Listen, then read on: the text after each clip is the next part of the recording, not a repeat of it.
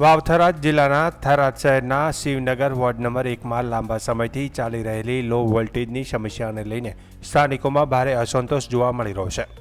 વાવ-થરાદ જિલ્લા મહિલા કોંગ્રેસ સમિતિના પ્રમુખ તથા થરાદ નગરપાલિકાના સભ્ય ગીતાબેન નાઈની આગેવાની હેઠળ સ્થાનિક રહેવાસીઓએ વીજ કંપનીની કચેરીએ પહોંચી રામધૂન બોલાવી વિરોધ નોંધાવ્યો હતો। સ્થાનિકોએ કાર્યપાલ ઇજનેરને આવેદનપત્ર પાઠવી તાત્કાલિક નવી ડીપી ફાળવવા, જૂના વીજ થાંભલા બદલવા તેમજ જ્યાં જરૂર હોય ત્યાં અંડરગ્રાઉન્ડ વાયરિંગ કરવાની માંગ કરી હતી। આવેદનપત્રમાં જણાવાયું છે કે લો વોલ્ટેજના કારણે પંખા, ટીવી, કુલર અને એસી જેવા વીજ ઉપકરણો યોગ્ય રીતે કાર્ય કરતા નથી। કાળઝાળ ગરમીમાં નાના બાળકો, વૃદ્ધો, સામાન્ય નાગરિકો ભારે મુશ્કેલીનો સામનો કરવો પડી રહ્યો છે। બાઢિયાવાસ, ગોહિલવાસ, દોહટવાસ, લંગડાવાસ, વાઢાવાસ, પંડ્યાવાસ અને ગોરડિયાવાસ સહિતના વિસ્તારોમાં નવી ડીપી સ્થાપિત કરવાની પણ માંગ કરવામાં આવી છે। ગીતાબેન નાઈએ જણાવ્યું હતું કે આ મુદ્દે અગાઉ પણ અનેક વખત મૌખિક રજૂઆતો તેમજ 29 મે 2026ના રોજ લેખિત રજૂઆત કરવામાં આવી હતી। તેમ છતાં સમસ્યાનું કાયમી નિરાકરણ ન આવતા સ્થાનિકોમાં ભારે રોષ વ્યાપ્યો છે। તેમણે ચેતવણી આપી હતી કે જો તાત્કાલિક યોગ્ય કાર્યવાહી નહીં થાય તો શિવનગરના રહેવાસીઓ ભૂખ હડતાલ અને ઉગ્ર આંદોલનનો માર્ગ અપનાવશે। તો બીજી તરફ વીજ કંપનીના અધિકારીઓએ જણાવ્યું કે ગીતાબેન નાઈ અને સ્થાનિક રહેવાસીઓની રજૂઆતને ગંભીરતાથી લેવામાં આવી છે।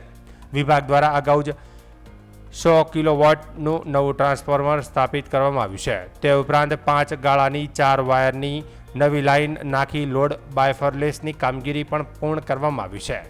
અધિકારીઓ વધુમાં જણાવ્યું કે હાલમાં વિસ્તારમાં લોડ સર્વે ચાલી રહ્યો છે, જેનો થોડો ભાગ બાકી છે।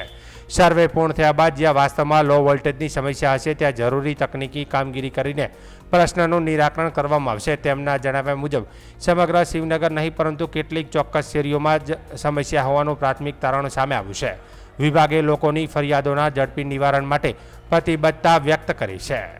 કાલે અમે અહીંયા જીબીના અધિકારી સાહેબ જોડે હું અને ચમનભાઈ શિવનગરથી આવ્યા હતા અને અમારી 29/5ની અરજી આપેલી હતી અને એના અનુસંધાને અમે પૂછવા માટે આવ્યા હતા કે સાહેબ હજી સુધી ડીપી કેમ નથી નખાણી। તો સાહેબે અમને એવું કીધું, ચમનભાઈને અમને, કે તમારા કહેવાથી અમે કામ નહીં કરીએ, ગ્રાહકો કહેશે ને તો જ અમે બેન કામ કરીશું। તો આજે અમે ચમનભાઈ ત્યાં જઈને ગ્રાહકોને વાત કરી, કારણ કે હું ત્યાં કોર્પોરેટર છું અને આ બહેનો બધા મને રજૂઆત કરતા હતા કે ગીતાબેન અમારે લાઇટનો મોટો પ્રશ્ન છે અને વોલ્ટેજ ઓછા આવે છે, અમારા ગરડા બુઢા છોકરાઓ પંખા નથી ચાલુ થતા અને અમે બળી જઈએ છીએ, અમારે પાણીનો મોટો ત્યાં પ્રશ્ન છે, તો મોટર વગર પાણી નથી આવતું, તો મહેરબાની કરીને એક અમને લાઇટનો આટલો નિકાલ અમને કરી આપો।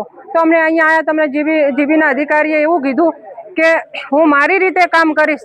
તોય અમે એવું કીધું કે સાહેબ તમે તમારી રીતે ભલે કામ કરજો, પણ અમને એટલું તમે કહો કે અમે 29/5ની અરજી આપેલી હતી અને 1.5 મહિના ઉપર થઈ ગયું છે, હજી સુધી સાહેબ તમે આનો નિકાલ કેમ નથી લાવ્યો।